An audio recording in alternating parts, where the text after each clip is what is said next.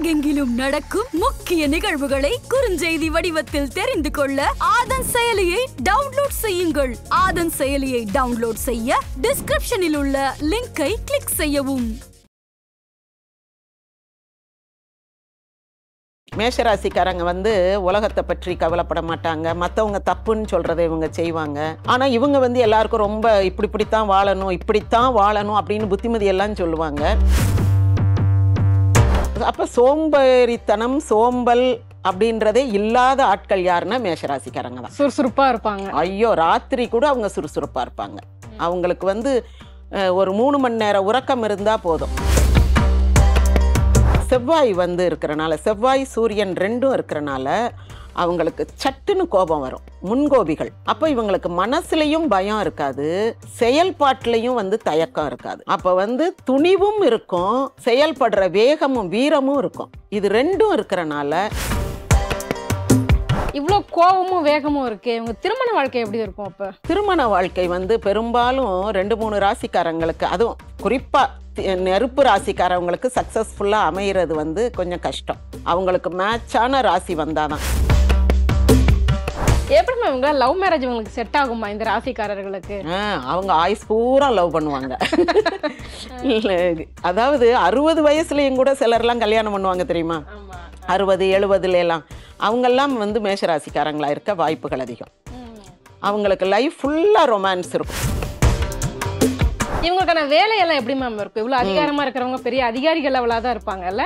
அவங்க எந்த வேலை பார்த்தாலும் அதுல அவங்க ஒரு அதிகாரத்தை எடுத்துக்கிறவங்க. ஒரு லீடர்ஷிப் குவாலிட்டி அவங்களுக்கு இயற்கையிலேயே இருக்கும். அந்த சூரியன் இருக்கிறனால, சூரியன் உச்சமா இருக்கிற ராசின்றனால. முக்கிய தகவல்களை உடனுக்குடன் தெரிந்து கொள்ள ஆதன் செயலியை டவுன்லோட் செய்யுங்கள். டவுன்லோட் லிங்க் டிஸ்கிரிப்ஷனில் உள்ளது. ஆதன் ஆன்மீக நேயர்களுக்கு வணக்கம். நம்ம ஆன்மீகம் சேனல்ல ஆன்மீகம் தொடர்பான நிறைய விஷயங்களை பார்த்துக்கிட்டும் தெரிஞ்சுக்கிட்டும் வரும். நமக்கான தீர்வுகளும் தெளிவுகளும் கிடைச்சிக்கிட்டு இருக்கு. அந்த வகையில இன்னைக்கு நம்ம கூட இணைஞ்சிருக்கிறாங்க பேராசிரியர் திருமதி ராஜேஸ்வரி அவர்கள். வாருங்கள் பேசுவோம். வணக்கம் மேடம். வணக்கம் மேம். இப்ப பொதுவா பாத்தீங்க அப்படின்னா 12 ராசிகளுக்குமே ஒவ்வொரு குணாதிசயங்கள் இருக்கும் அப்படின்னு சொல்லுவாங்க. குறிப்பாக நெருப்பு ராசி, நீர் ராசி, காற்று ராசி அப்படின்னு சொல்லிட்டு. சோ இப்போ ஒவ்வொரு ராசிகளுடைய தன்மைகள், அவங்களுடைய திருமண வாழ்க்கை, அவங்களுடைய எதிர்காலம் எப்படி இருக்கு அப்படின்றத பத்தி ஓவரால் ஒரு விஷயம் சொல்லுங்க. ஃபர்ஸ்ட் மேஷ ராசி எப்படி இருக்கும்? அவங்களுடைய ஓவரால் அவங்களோட குணாதிசயங்கள் எப்படிப்பட்டது? மேஷராசிக்கு இங்க நம்ம சித்திரை மாசம் சூரியன் அந்த ராசியில இருக்குன்னு சொல்றோம். மேலை நாட்டில் என்ன பண்ணுறாங்க, மார்ச் 22 இருந்து ஏப்ரல் 21 வரைக்கும், அதாவது ஒரு 3 வாரம் முன்னாடியே அவங்க எடுத்துக்கிறாங்க. அங்கே உள்ள சம்மர் அதை பொறுத்து அது அவங்க ஏரிஸ் அப்படின்னு எடுத்திருப்பாங்க. இப்போ மேஷராசியில் நமக்கு 3 கிரகங்களுடைய இதை வச்சு பார்க்கணும். ஒன்று அங்கே சனி நீசமாகுது, இன்னொன்று செவ்வாய் ஆட்சி, சூரியன் உச்சம். இப்போ 3 கிரகங்கள் இருக்கு. சூரியன் உச்சம் அப்படின்னா அது உஷ்ணம் அதிகமாக இருக்கக்கூடிய, அதான் சித்திரை மாதம். அடுத்து செவ்வாய்னாலே மார்ஸ்ன்றோம். மார்ஷியல் ஆர்ட்ஸ், வீர விளையாட்டுகளுக்கு உரியவன், வீரத்துக்கு உரியவன் செவ்வாய். அடுத்தது சனி ரொம்ப ஸ்லோவா போறது. அதனாலதான் அதை சனைச்சரன்னுவாங்க. அதைத்தான் பின்னாடி சனீஸ்வரன் நம்ம பேர் மாத்தி சொல்றோம். சனைச்சரன்னா முடம்னு அர்த்தம். அதுல வேற ஒரு கதையெல்லாம் உண்டு. காலில் அடிச்சு அவனுக்கு கால் முடமாகி போச்சு அப்படின்னு. அந்த முடம் தீர்த்த இடம் மதுரைக்கு பக்கத்துல இருக்க திருவாதவூர் திருமறைநாதர் கோவில் அப்படின்னு. இப்போ இந்த சனி பயிற்சி அப்பெல்லாம் நிறைய பேர் அங்க கும்பிடுவாங்க. அங்க சனிக்கு தனி சந்நிதி உண்டு. அப்ப அந்த சனி முடம்னு சொல்றது காரணம், அது பெரிய பிளானட், அது ரொம்ப ஸ்லோவா தான் சுத்தும். அப்படி அது ஸ்லோவா சுத்துறதுலயும் நீசம்னா இன்னும் ஸ்லோவாயிரும். அப்ப அது அதனுடைய செயல்பாடே இல்லாத ஒரு இடம்னா மேஷராசி அப்படி வச்சுக்கலாம். இப்போ அப்ப சோம்பேறித்தனம் சோம்பல் அப்படின்றதே இல்லாத ஆட்கள் யாருன்னா மேஷராசிக்காரங்க தான். சுறுசுறுப்பா இருப்பாங்க. ஐயோ, ராத்திரி கூட அவங்க சுறுசுறுப்பா இருப்பாங்க. அவங்களுக்கு ஒரு 3 மணி நேரம் உறக்கம் இருந்தா போதும். அவ்வளவு அது மினிமம் ஸ்லீப்பு.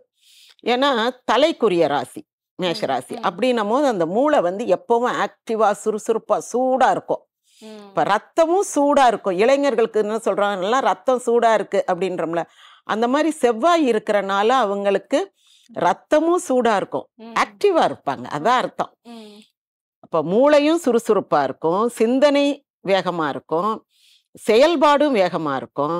சோம்பேறித்தனம்ன்றதே இருக்காது அவங்க கிட்ட. யாராவது மெதுவா பேசி என்னப்பா எப்படி இருக்க நல்லா இருக்கியான்னு ஃபோன்ல கேட்டா கூட இவங்க டக்குன்னு சொல்ல வந்ததை சொல்லிட்டு வச்சிருவாங்க, அல்லது என்ன விஷயம் சொல்லுங்கன்னு அந்த விஷயத்த மட்டும் கேட்பாங்க. அவங்களுக்கு அந்த ஸ்லோ ப்ராசஸிங்ல போறது எதுவுமே பிடிக்காது. இப்படி இருக்கிறனால மேஷ ராசி என்றாலே ஒரு வார்த்தையில சொல்லணும்னா சுறுசுறுப்பு. கோபக்காரங்கன்னு கூட ஆமா, சொல்லுவாங்கல்ல மேம். அது அடுத்தது வர்றேன். எப்படின்னா அந்த செவ்வாய் இருக்கிறனால, செவ்வாய் சூரியன் ரெண்டும் இருக்கிறனால அவங்களுக்கு சட்டுன்னு கோபம் வரும். முன்கோபிகள், இந்த நுனி மூக்குல கோபம் வருதுன்றாங்கல்ல, அப்படி வரும். வந்த உடனே எதையாவது தூக்கி எரிய அடிக்க அதை செயல்பாட்டுல காட்டுவாங்க. கோபம்ன்றது ஒரு உணர்ச்சி. ஒண்ணு அது ஆற்றாமையினால வர்றது. நம்ம ஒண்ணு சொல்லி ஒரு ஆள் செய்யல அப்படின்னா கோபம் வரும். நம்ம நினைச்சது நடக்கல அப்படின்னா நமக்கு கோபம் வரும். இல்ல நம்ம சொல்ற மாதிரி நம்ம நம்ம நினைச்ச மாதிரியோ நம்ம சொன்ன மாதிரியோ ஒண்ணு நடக்கலைன்னா கோபம் வரும்.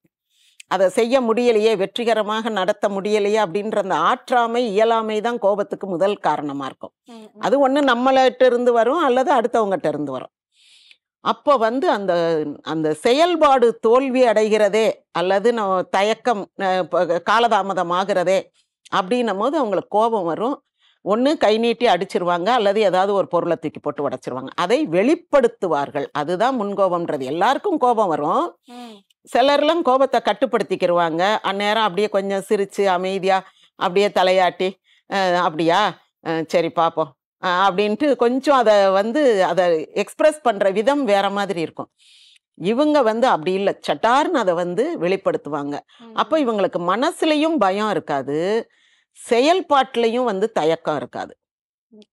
அப்ப துணிவும் இருக்கும், செயல்படுற வேகமும் வீரமும் இருக்கும். இது ரெண்டும் இருக்கிறனால எந்த இடத்துலயும் சட்டுன்னு அவங்க நினைச்சதை சொல்லிடுவாங்க, நினைச்சதை செய்யவாங்க. இவ்வளவு கோபமும் வேகமும் இருக்கு. இவங்க திருமண வாழ்க்கை எப்படி இருக்கும்? அப்ப திருமண வாழ்க்கை பெரும்பாலும் 2-3 ராசிக்காரங்களுக்கு, அதுவும் குறிப்பா நெருப்பு ராசிக்காரவங்களுக்கு சக்சஸ்ஃபுல்லா அமைகிறது கொஞ்சம் கஷ்டம். அவங்களுக்கு மேட்சான ராசி வந்தாதான். இப்ப மேஷம்னா நம்ம சிம்மம் தனுசு ஓரளவு மேட்ச் ஆகும், ஏன்னா 3 நெருப்பு ராசி அப்படின்றனால. அல்லது நீர் ராசியெல்லாம் வந்துச்சுன்னா இவங்க அவங்க ராசி ரொம்ப பவர்ஃபுல்லா, ராசியாதிபதி லக்னாதிபதி எல்லாம் ஆட்சி உச்சம்னு இருந்து இவங்களுக்கு ராசியாதிபதி லக்னாதிபதி எல்லாம் கொஞ்சம் சப்மிசிவா இருந்தா ஓரளவுக்கு ஒத்து போகும். இல்ல இவங்க ரொம்ப உச்சத்துல இருந்தாங்கன்னா இவங்க சொல்றதை கேட்கக்கூடிய ஆட்கள் இருந்தா தான். மற்றபடி திருமண வாழ்க்கை இவங்களுக்கு பெரிய போராட்டமா தான் அமையும். காரணம் என்னன்னா இவங்க ரொம்ப எதிர்பார்ப்பாங்க. இந்த மேஷ ராசின்றது சிசு, குழந்தை ராசி. பிசஸ்ன்னு நம்ம சொல்றோம்ல, பைசஸ்ன்னு இந்த மீன ராசி பக்குவப்பட்ட ராசி. இந்த ராசி கட்டத்திலே முதல் 6 ராசி அப்படியே வளர்ந்து வளர்ந்து வளர்ந்து கொஞ்சம் இன்னசென்ட்டா வளர்ந்து வர்ற ஆட்கள் மாதிரி. ஒரு துலாம் ராசி வரைக்கும் ஒரு இளைஞன் வந்துரும். அப்போ இப்ப ரொம்ப இன்னசென்ட்டா இருக்குங்க. நினைச்சதை செய்வாங்க, செய்யாதன்னு சொன்னா அதை செய்ய தோணும். அந்த குழந்தைக்கு இருக்கிற ஒரு மனோபாவம். அடிச்சா பேசாம உட்காந்துக்கிறோங்க, செய்யாதுங்க. அப்புறம் எவ்வளவுதான் நம்ம கண்டிச்சு என்கிட்ட பேசாத வைக்காதனாலும் திரும்ப திரும்ப அம்மா அம்மான்னு ஓடியாடுற ஒரு குழந்தை மாதிரி திரும்ப வருவாங்க. அதாவது இன்னைக்கு சண்டை போடுவாங்க, நாளைக்கு சேர்ந்துக்கிடுவாங்க. ஆனா இவங்க நாளைக்கு சேர்ந்துக்கிடுவாங்கன்னு அந்த சண்டை போட்டு அந்த திட்டுனா அடிச்ச அடுத்த நிமிஷமே அவங்களுக்கு கோபம் குறைஞ்சிரும், சமாதானம் ஆயிடுவாங்க. ஆனா எதிராளி சமாதானம் ஆகணும்ல. நீ அடிச்சுக்கிட்டே இருப்ப, நான் கேட்டுக்கிட்டே இருப்பேனா அப்படின்னு அவங்க கோவிச்சுக்கிட்டாங்கன்னா லைஃப் போயிடும். இவங்களுக்கு மேஷராசிக்காரவங்களுக்கு, நான் குழந்தை ராசின்னு ஏன் இங்க சொல்றேன்னா, கோபம் இருக்குமே தவிர வெறுப்பு வராது. வெறுப்பு வன்மம் இருக்காது. இவன் முகத்திலேயே முழிக்க கூடாது, இவன் சகவாசமே ஆகாது, அப்படியெல்லாம் நினைக்க மாட்டாங்க. அது அவங்கள பற்றிய விஷயமே கிடையாது. இவங்களால அதை தாங்கிக்க முடியலன்றதுனால வரக்கூடிய அவுட் பர்ஸ்ட் இவங்களுடைய பிரச்சனை தான். இட் இஸ் ஹிஸ் ப்ராப்ளம்னுட்டு போயிட்டோம்னா விட்டுரும். அடுத்த நிமிஷம் அவங்க பேசிக்கிடுவாங்க. ஆனா இவங்க அந்த எக்ஸ்பிரஸ் பண்ற விதம் ரொம்ப க்ரூடா இருக்கும். சில நேரம் சாபம் கொடுத்துருவாங்க, நீ எல்லாம் விளங்கவே மாட்ட, நாசமா போயிடுவா அப்படின்ருவாங்க. நீ உருப்படவே மாட்ட, உனக்கு இது கிடைக்காது, நீ போற வழியில அடிபட்டு செத்து போயிடுவா. இப்படியெல்லாம் அது சாபம் கொடுக்கறதுன்றதை விட அந்த கோபத்தின் வெளிப்பாடு. அப்படி நினைச்சு சொல்றதுல அந்த கோபம் இருக்கிற இடத்துல குணம் இருக்கும்ன்றாங்கல்ல, அந்த மாதிரி பிறருக்காக தன்னையே அர்ப்பணிக்கிறதுல முதல் ஆள்னா அது மேஷராசி தான். அப்படி அடுத்தவங்களுக்காக உழைப்பாங்க. ஆனா இவங்களுடைய உழைப்ப அவங்க அதை ரெக்கக்னைஸ் பண்ணி அதை போற்றி கொஞ்சி கொண்டாடணும். சரி அவங்க வேலை அவங்க செய்றாங்க, பெர்ஃபெக்ட்டா செய்றாங்க அப்படின்னு நெனச்சா அது நடக்காது. அந்த மாரி அதான் ஒரு குழந்தைன்னா, அந்த குழந்தைய ஒரு நேரம் அடிக்கணும், ஒரு நேரம் ஒரு ஸ்வீட் குடுத்து ஏமாத்தணும், ஒரு நேரம் அத வந்து கொஞ்சணும், கொண்டாடணும். அப்படி இருக்கக்கூடிய ஒரு எதிர்பார்ப்பு. எல்லாரும் நம்மட்ட அன்பா இருக்கணும். அந்த ஒரு எதிர்பார்ப்பு. எப்படி மேம் இவங்க லவ் மேரேஜ் உங்களுக்கு செட் ஆகுமா இந்த ராசிக்காரர்களுக்கு? அவங்க ஆயுஸ் பூரா லவ் பண்ணுவாங்க.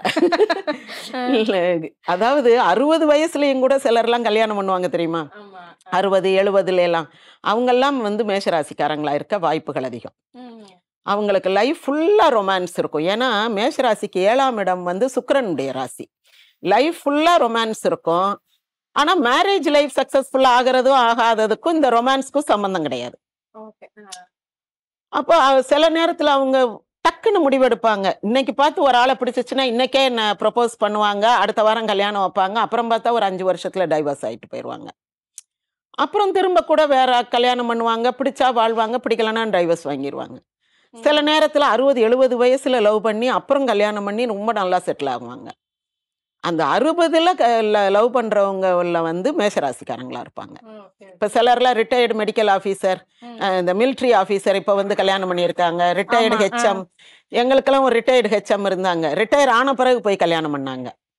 கல்யாணம் பண்ணிட்டு அப்புறம் ஏதோ 6 மாசமோ 1 வருஷத்துலயோ வேணான்ட்டு வந்துட்டாங்க. அவ்வளவுதான். அதெல்லாம் நமக்கு செட் ஆகாதுப்பா.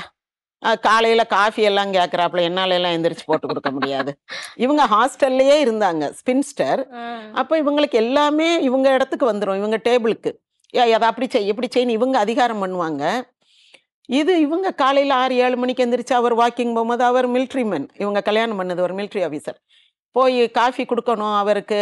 எந்திரிமா நம்ம ஒரு காஃபி குடிச்சிட்டு ஒரு வாக்கிங் போயிட்டு வரோம்னா இவங்களுக்கு அந்த 6 மணிக்கெல்லாம் எந்திரிக்க பிடிக்கல. 9 மணிக்கு ஸ்கூல் போன ஞாபகத்துக்கு 8 மணிக்கு எந்திரிச்சு போதும்னு நினைக்கிறாங்க. அவ்வளவுதான். அதாவது உலகத்தை பத்தி எல்லாம் கவலையப்பட மாட்டாங்க. மேஷராசிக்காரங்க வந்து உலகத்தை பற்றி கவலைப்பட மாட்டாங்க. மற்றவங்க தப்புன்னு சொல்றதை இவங்க செய்வாங்க. ஆனா இவங்க வந்து எல்லாருக்கும் ரொம்ப இப்படித்தான் வாழணும், இப்படித்தான் வாழணும் அப்படின்னு புத்திமதி எல்லாம் சொல்லுவாங்க. அப்படித்தான் வாழணும்னு நினைப்பாங்க. இவங்க வந்து மேஷராசிக்காரங்க குழந்தை ராசின்றனால பொய், சூது, களவு, திருட்டுத்தனம், ஃப்ராடு இதெல்லாம் இருக்காது. அன்லஸ் அண்ட் அன்டில் அந்த சனிகினி பாவகிரகங்கள் சேர்க்கை இருந்தால் ஒழிய பொதுவா வந்து மேஷராசிக்காரவங்களுக்கு இந்த பொய் திருட்டு இருக்காது. ஆனா இவங்க என்னன்னா, இந்த உலகத்தவர் வந்து இது செய்யக்கூடாதுன்னு சொன்னாலும் அவங்க அதை பொருட்படுத்த மாட்டாங்க. எனக்கு பிடிச்சிருக்கு நான் செய்வேன். பாப்பா ஐஸ்கிரீம் சாப்பிடாத பாப்பா அப்படின்னு சொன்னாலும் அது உடனே போய் ஐஸ்கிரீம் வாங்கி சாப்பிட்ற பிள்ளை மாதிரி தான். இந்த வயசுல போய் கல்யாணமா அப்படின்னு எல்லாரும் கேட்பாங்களே, அசிங்கமா அதெல்லாம் அசிங்கப்பட மாட்டாங்க. அவங்களுக்கு என்ன தோணுதோ அதை செஞ்சிருவாங்க. அவ்வளவுதான். ஓகே. இவங்களுக்கான வேலையெல்லாம் எப்படி மேம் இருக்கும்? இவ்வளவு அதிகாரமா இருக்கிறவங்க பெரிய அதிகாரிகள் லெவலா தான் இருப்பாங்கல்ல? அவங்க எந்த வேலை பார்த்தாலும் அதுல வந்து அவங்க ஒரு அதிகாரத்தை எடுத்துக்கிருவாங்க. ஒரு லீடர்ஷிப் குவாலிட்டி அவங்களுக்கு இயற்கையிலேயே இருக்கும். அந்த சூரியன் இருக்கிறனால, சூரியன் உச்சமா இருக்கிற ராசின்றனால அவங்களுக்குள்ள அந்த ஒரு குழந்தை மனப்பான்மை இருந்தாலும் அவங்க வெளியில நடந்துக்கிறத பார்த்தா ரொம்ப தோரணையா தான் இருக்கும். அவங்கள பார்த்தா எல்லாரும் ஐயோ, ஒண்ணு கோபக்காரங்கன்னு பயப்படுவாங்க, இன்னொன்னு நேர்மையானவங்கன்னு பயப்படுவாங்க, இன்னொன்னு நிறைய விஷயம் தெரிஞ்சிருப்பாங்க. அதை வந்து ஆத்தென்டிக்கா சொல்லுவாங்க, அதிகாரத்தோட சொல்லுவாங்க. அப்படின்னும் போது யாரும் அவங்க கிட்ட வந்து மறுத்து பேச முடியாது. ஸோ அந்த லீடர்ஷிப் குவாலிட்டி அவங்ககிட்ட இருக்கும். எல்லாரையும் அரவணைச்சு வேலை வாங்குறது, குடும்பத்துல வந்து மூத்தவங்களா இருந்தா எல்லாரையும் அரவணைச்சு கொண்டு போறது, இந்த மாதிரி எல்லாம் இருக்கும். இப்படி இருக்கிறனால இவங்களுக்கு வந்து நல்ல அதிகாரமுள்ள ஒரு பொறுப்பு. அதிகாரியா இருந்தாலும் சரி, இல்ல ஒரு சின்ன வேலை பார்த்தாலும் சரி, அந்த இடத்துல இவங்க ஒரு அதிகாரம் எடுத்துக்கிட்டு மற்றவங்கள வந்து அதிகாரம் பண்ணுவாங்க. இங்க பாரு, அவங்கவுங்க வேலையை ஒழுங்கா பார்க்கணும், இந்த இடம் சுத்தமா இருக்கணும், இந்த பொருள்லாம் அங்க போயிருக்கணும். இவங்களும் ஒன் ஆஃப் த எம்ப்ளாயியா தான் இருப்பாங்க. இருந்தாலும் அவங்க அந்த பொறுப்பை அவங்களே எடுத்துக்கிடுவாங்க. ஸோ எங்க இருந்தாலும் அவங்களுக்கு ஒரு அதிகாரம் இருக்கும். இன்னொன்னு, இப்ப பொதுவா என்ன சொல்லுவோம் நம்ம, செவ்வாய்னா போலீஸு, அப்புறம் இராணுவம், அல்லது நெருப்பு சம்பந்தப்பட்ட சமையல் தொழில், அல்லது சூரியன் இருக்கிறனால மருத்துவம், ரத்தம் சம்பந்தப்பட்டதுனால மருத்துவம், சர்ஜன், தினம் ரத்தம் பாக்குறது. அது இந்த ஆடு வெட்டுறவங்களும் மேஷராசிக்குள்ள வரலாம். புச்சர்ஸ் தினம் ரத்தம் பாக்குறது. அப்புறம் சூரியன் இருக்கிறனால உயர் பதவி, உயர் அதிகாரி, ஐஏஎஸ், அந்த மாதிரி ஒரு செவ்வாயும் சூரியனும் நல்லா இருந்து அவங்க ஜாதகத்துல அந்த தசா புத்திகள் வந்துச்சுன்னா அவங்க வந்து ஐஏஎஸ் அதிகாரிகளெல்லாம் வருவாங்க. அதாவது ஒரு நிலத்துக்கு கலெக்டரா வருவாங்க. மற்ற இந்த செயலாளர் மாதிரி இல்லை, மந்திரிக்கு வர்ற செயலாளர் இல்லை, கலெக்டரா ஒரு நிலத்துக்கு அதிபதி, மாவட்ட தலைவர், அப்படியெல்லாம் வரக்கூடிய வாய்ப்பெல்லாம் இருக்குது. இந்த நெருப்பு தீயணைப்பு இதில் வேலை பார்க்குறது இப்படியெல்லாம் வரும். அப்புறம் ரியல் எஸ்டேட், வெறும் தரை வியாபாரம், அப்படி அந்த தொழிலும் அவங்களுக்கு நல்லா செட் ஆகும். அப்புறம் வந்து இந்த இந்த பாக்ஸர் மாதிரி எல்லாம் இருக்காங்களா, பவுன்சர்ஸா, அந்த மாதிரி பாதுகாப்பு படை வீரர்கள், இப்படி பணிகள், இந்த மாதிரி அவங்களுடைய உடல் உரம் சார்ந்த பணிகள், உடல் உழைப்பு சார்ந்த பணிகள். ஆனா உடல் உழைப்புன்னு சொல்றதை விட அந்த உடல் வலிமை சார்ந்த அந்த மாதிரி வேலைகள் நல்லா பார்ப்பாங்க. நைட் வேலை நல்லா பார்ப்பாங்க. இரவும் பகலும் பார்க்காம வேலை பார்க்குற சில துறைகள் இருக்கும்ல, மருத்துவத்துறை, காவல்துறை, தீயணைப்புத்துறை, அதுல எல்லாம் வந்து அவங்க தூக்கம் பார்க்காம வேலை பார்க்கக்கூடியவங்க.